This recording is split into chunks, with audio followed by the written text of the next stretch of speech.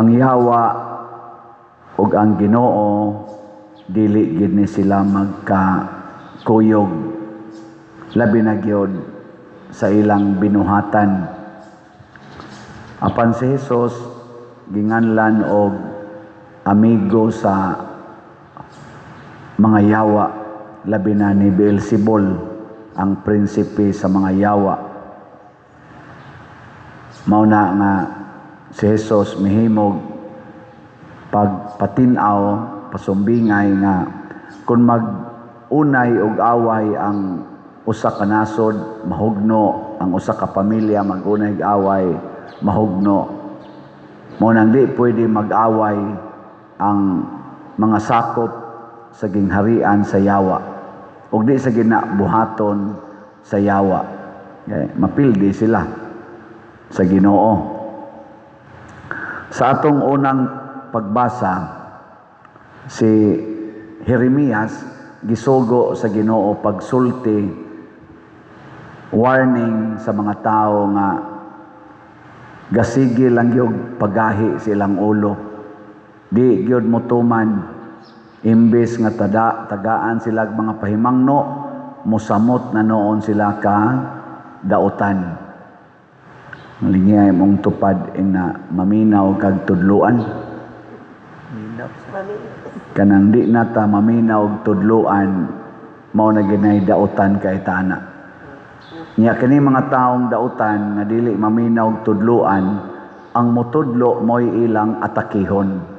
Mo na si Jesus nagtudlo nila, mo'y giatake. Kinsa maroy mga dautan sa ato mga politicians na kanang imo gani siyang tudluan, siyang sayop, masuko ang Marcos, Duterte o Pinklawan. Secret. Kana bang naay anomalya praning atong graft and corruption, unya magsigig ingon nga i-report ninyo kung doon na mo'y napanid-an nga nangurakot. Unya naay mo report sama ning 18 Marines, sama ni Gutesa, sama nila ato mga congressmen nga ning report, kato mga Diskaya ni report, mauna noy na priso, mauna noy sigihag imbestigar. Unya kalimtan ang katong ilang gi-report nga tao o grupos mga tao nga maoy gitumbok nga nangawat sa dagkong kantidad. Kalimtan nya kaning hinuong nitumbok, kaning nitudlo, mao na hinuoy daoton. Mao na nahitabo karon kay mao gyud nay kinaiya sa mga daotan, kinaiya na sa mga giyawaan. Mao na maro kaning yawa ang nagtinarong, maoy iyang atakihon, unya ang nagbinuang maoy iyang unsay nga daygon. Usa sa mga argumento ni Attorney Kaufman dito sa confirmation of charges, ningon siya unsaon nato pagsalig sa mga witnesses nga pulo sa gyud mga kriminal. Ang ni-witness against ni President Duterte pulos mga iladong kriminal. Ang uban gani gikas prisuhan. Gikan sila sa prisuhan, mga self-confessed criminals. Ni unsaon kuno ana pag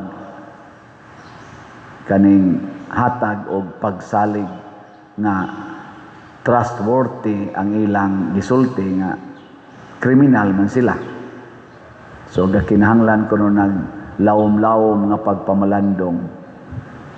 Naasay ni accuse ni BP Sara nga nangawat kuno siya, ni dawat sa siya suborno gikan sa mga tao nga drug lord, kana si Madriaga nga naasad sa prisuhan, gipaminaw. Pero ang nisulti nga 18 Marines nga nagtumbok yun na pay mga suporta na pag-lawyer nga ning assist, ni question og maayo, dili tuuhan. Mao ni siya ang duwa between sa yawa ug sa Ginoo. Ang Ginoo ug ang mga Dios nun nga tao sama ni San Jose malipay gid na sa kamatuoran. Mao bitaw si San Jose bisan og namabdo si Maria wa niya hikapa tungod kay naminaw siya sa Ginoo, iyang gidawat ang kamatuoran.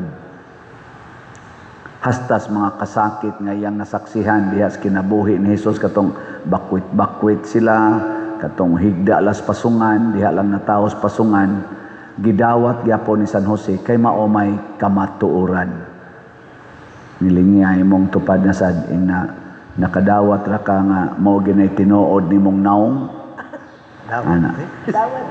Kaning atong naong ba usahay lisod biag dawat ang uban. Mao na nga ato gina siyang puy-an aron dili ta mahimong yawa. Kay di na kita mo puyo sa kamatuoran, labaw na gyud atong kalagutan ang mga taong matinud-anon. Mao na nang panahon nga giyawaan na tagmaayo.